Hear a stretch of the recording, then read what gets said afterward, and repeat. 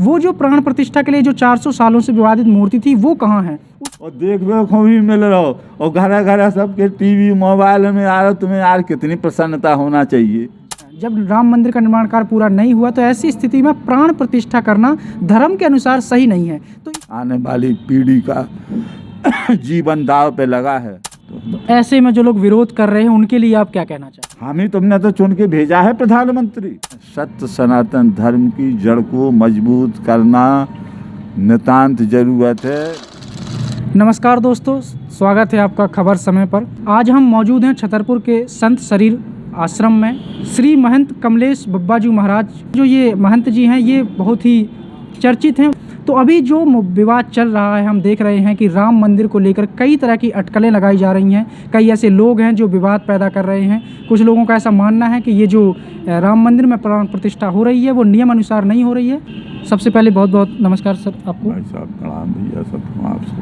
महाराज जी, ये जो बातें चल रही हैं राम मंदिर को लेकर, राम मंदिर जो बन रहा है इसके बारे में आप क्या कहना चाहेंगे? राम मंदिर, राम रामेति रामेति राम रामे मनोरमे सहस्त्रनाम तत्तुल्यंति श्री राम नाम वरानने। राम जो प्रत्येक के हृदय में रमते हैं उनको कहा गया राम। आपके हृदय में, हमारे हृदय में, पूरे देशवासियों के हृदय में, पूरे विश्व के चराचर जगत के स्थावर जंगम जी सबके भीतर जिनका वास है। क्योंकि जब सृष्टि नहीं थी उस समय सिर्फ एक ही थे राम। उन्होंने अपनी ही योग माया से सृष्टि का विस्तार किया, इसलिए सब में श्री राम का ही प्रादुर्भाव है। अयोध्या भूमि एक ऐसी भूमि है कि पूरे विश्व में प्रसिद्ध है। जी, ऐसा माना जा रहा है कि बहुत बड़े ऐसे धर्माचार्य हैं जो धर्मगुरु हैं और शंकराचार्य जी हैं। उन्होंने एक बयान दिया है कि उनका कहना है कि जो प्राण प्रतिष्ठा है वो मोदी जी कर रहे हैं और जो महंत हैं, जो देश के धर्माचार्य हैं, उन्हें नहीं बुलाया जा रहा है और उनको वहाँ पे अगर बुलाया भी जा रहा है तो एक दर्शक के तौर पे बुलाया जा रहा है। तो क्या ये उचित है? धर्माचार्य है, उस समय ना वो लोग मौजूद थे ना हम मौजूद थे, और जो आज प्राण प्रतिष्ठा करने को जा रहे हैं ना वो लोग मौजूद थे। और वर्तमान में आज 400-500 वर्ष के लगभग जब वो बाबर महाराज जी पधारे थे तो उस समय से आज तक ये सब लोग मूर्ख दर्शक बने क्यों बैठे रहे हैं? आखिर उस समय भी तो सभी लोग मौजूद थे। जो भी इस बारे में कोई टिक्का टिप्पणी करना चाहते हैं तो आज अगर ये सब लोग उस समय से करते तो आज ऐसी नौबत नहीं आती। तो हम तो यही निवेदन करेंगे और बड़े सौभाग्य का विषय है।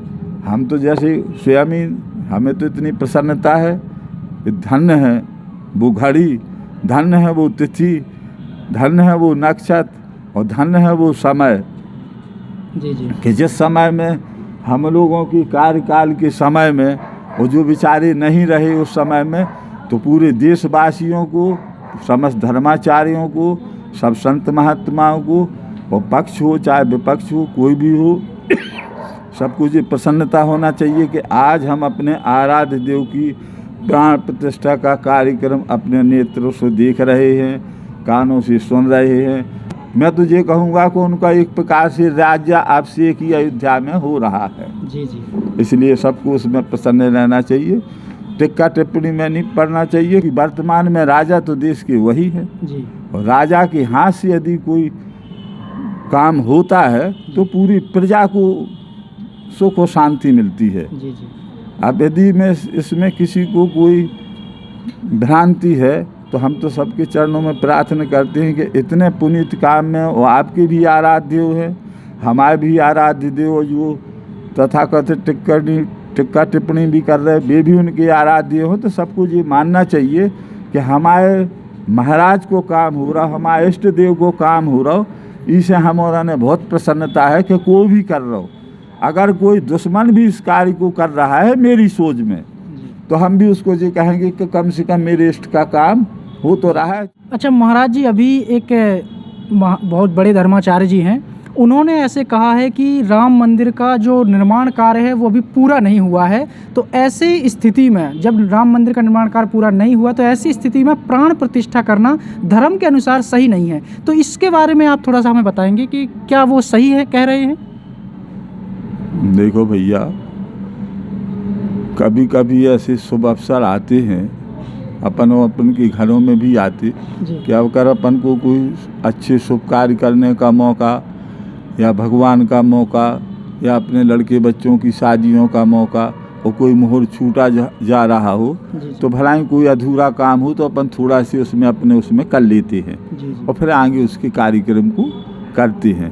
अब वो ये योग सबसे बड़ी बात तो हम सबके चरणों में ये प्रार्थना करने को जा रहे हैं कि यदि 500 साल में यदि ऐसा योग फिट हो गया है, जी जी जैसे भगवान कोई भी भगवान जब भी आते हैं तो अपने यहाँ 27 नक्षत्र है, कोई भगवान 27 नक्षत्रों में आज तक नहीं आया, चाहे राम हो चाहे कृष्ण हो।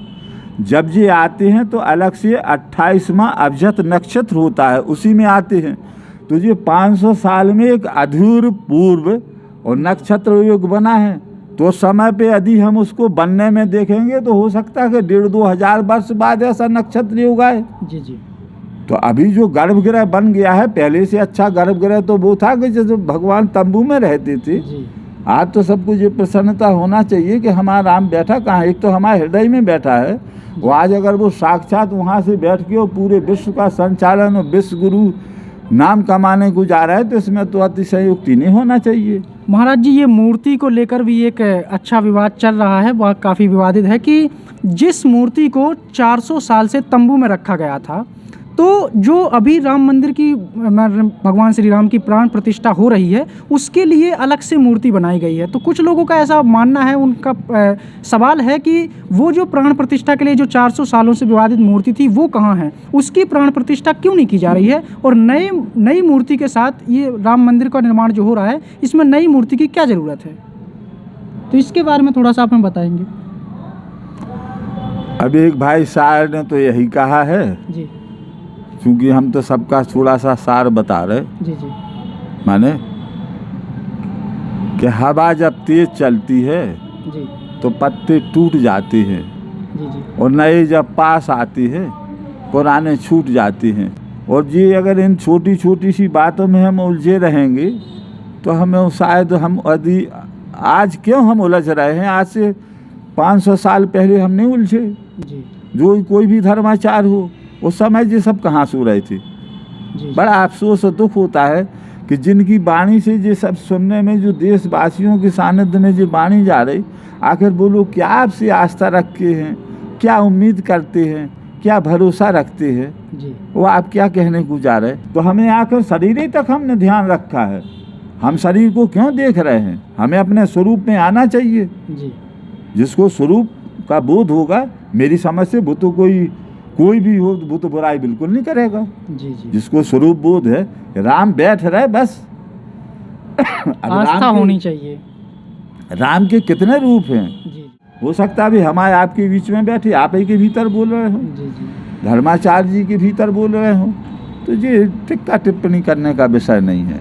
इस समय तो सबको एक दूसरे को उत्साह, उमंग, जैसे आज दशरथ जी के घर में भगवान राम आए तो दशरथ पुत्र जन्म सुन काना, जी जी सिर्फ कानों में सुना, सिर्फ कानों में सुना, जी दशरथ पुत्र जन्म सुन काना और मानव ब्रह्मानंद समाना। अरे धन्य देशवासियों विश्ववासियों, आज अपन को सुनबे को भी मिल रहा हो और देखबे को भी मिल रहा हो और घर घर सबके टीवी मोबाइल में आ रहा, तुम्हें यार कितनी प्रसन्नता होना चाहिए। जी जी नहीं कि आज हमारे हृदय के टुकड़े एक एक अंश में उनका वास है, हमारे वंश में उन्हीं का निवास है और पूरे भारत में और पूरे विश्व में उन्हीं के रूप में हम आज बैठे। हमारे पुरखा क्या कहेंगे यदि हम लोग ऐसी वाणी बोलेंगे।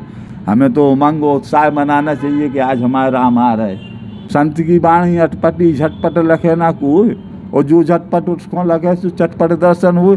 वे हनुमान जी का सोचे भैया साधु संत के तुम रखवारे, हमारे इष्ट की निंदा कर रहे। जी जी हनुमान जी तो सोचते ही हैं कि हमारे इष्ट की निंदा कर रहे, उनको भजन कर रहे, उन्हीं की निंदा कर रहे। हम फिर अब सोच लो बस।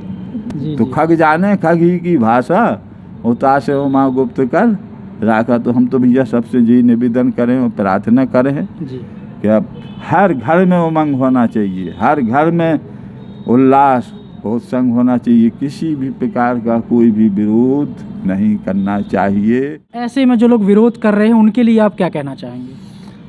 हम तो भैया जितने भी, हमारा तो कोई ना कोई विरोधी है जी मेरा तो विश्व में कोई विरोध है ही नहीं। और जो आप अपनी वाणी से बोल रहे हैं कि जो विरोध कर रहे हैं, तो हम तो उनके चरणों में यही प्रार्थना करेंगे कि अब समय विरोध का नहीं है, जी अब समय सहयोग का है।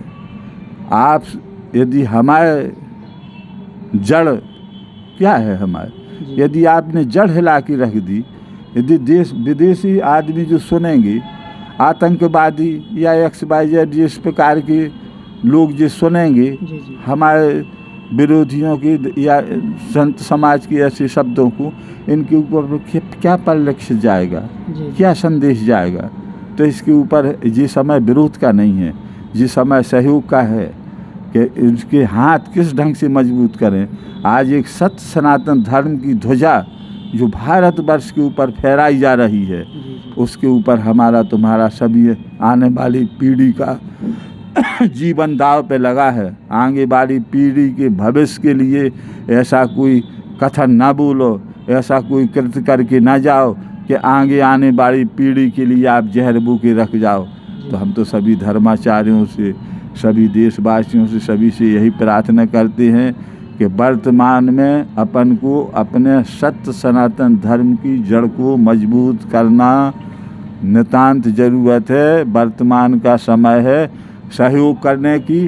और ये मान के चले नहीं कि यदि माननीय प्रधानमंत्री नरेंद्र मोदी जी के कर कमलों से ये प्राण प्रतिष्ठा होने जा रही है, तो हमारा तो ये है सब देशवासियों से, विश्ववासियों से निवेदन कि उनको ये सोचना चाहिए कि हमारा नाती ही, हमारा बालक ही, हमारी पत्नी, हमारी बहन, हमारी बिटिया, हमारे देशवासी, हमारे सेवक, हमारे स्वामी, हमारे झाड़ूदार, हमारे कोठारी, हमारे भंडारी, सभी हम ही लोग आप प्राण प्रतिष्ठा कर रहे हैं। क्योंकि हमारा देश का नेतृत्व करने वाला प्रधानमंत्री जो प्राण प्रतिष्ठा करेगा, हमें गौरव है कि हमारे पूरे देशवासियों की तरफ से हम लोगों ने प्रतिनिधि बन के देश में बैठा लाए, हम ही लोग देशवासी प्रतिनिधि बन के उनको प्राण प्रतिष्ठा के लिए भेज रहे हैं। जी जी मेरा धर्माचार और सबसे यही निवेदन है कि ये धारणा और ये भावना बना कि ताकि हमारी नई पीढ़ी भी उत्साहित रहे, हतोत्साहित ना हो और निरुत्साहित ना हो।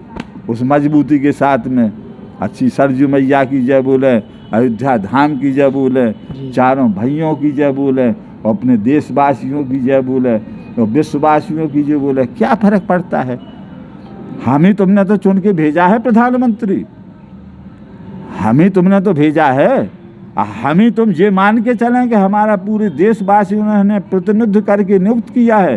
संत महात्माओं ने, धर्माचार्यों ने और सब सनातन धर्म के जितने धर्म, विश्व हिंदू परिषद, बजरंग दल, जितने भी है, शिवसेना वगैरह इत्यादि जितने भी संगठन हैं, माताएं बहनों की सब, हम सब ने मिलके ही माननीय यशस्वी प्रधानमंत्री नरेंद्र मोदी जी को भेजा है कि आप जाइए और हमारे भगवान राम की प्राण प्रतिष्ठा करके आइए और देशवासियों को, विश्ववासियों को अच्छे संदेश दीजिए ताकि हमारे देश निरंतर उन्नति की ओर बढ़ती रहे और नई पीढ़ी के लिए कुछ ना कुछ अजूबा करके जाइए। ये भावना होना चाहिए। ये आप जैसे देख रहे हैं कि एक जो संत हैं, एक महात्मा है, उनके विचार क्या होने चाहिए। इस समय जो अयोध्या में भगवान श्री राम की प्राण प्रतिष्ठा होने जा रही है, ये ना किसी एक जाति का, ना किसी एक जाति विशेष का और ना ही किसी एक समुदाय का, इवन किसी छोटे से शहर या किसी राज्य की बात नहीं है। ये पूरे विश्व के लिए खुशी का माहौल है और पूरी दुनिया के लिए एक ऐसा स्थान बनने जा रहा है जो पूरी दुनिया में एक अजूबा बनेगा। तो ये हम सबके लिए खुशी की चीज़ है। और ऐसे महात्मा के क्या विचार होने चाहिए, आप देख सकते हैं कि महंत जी ने किस तरह से बातें की हैं और जो उनके विचार हैं, एक महात्मा को इसी तरह के विचार शोभा देते हैं। और इसमें कोई विरोध की बात होनी नहीं चाहिए जिस तरह से अभी जो चल रहा है। तो सभी लोगों से निवेदन है, महाराज जी का भी निवेदन है और हम भी अपने चैनल से ये निवेदन करते हैं कि सभी लोग इस तरह से खुशी के माहौल में सभी भगवान राम की जो प्राण प्रतिष्ठा होने जा रही है, अपना सहयोग करें और मन में खुशी के साथ उस दिन को मनाएं। धन्यवाद।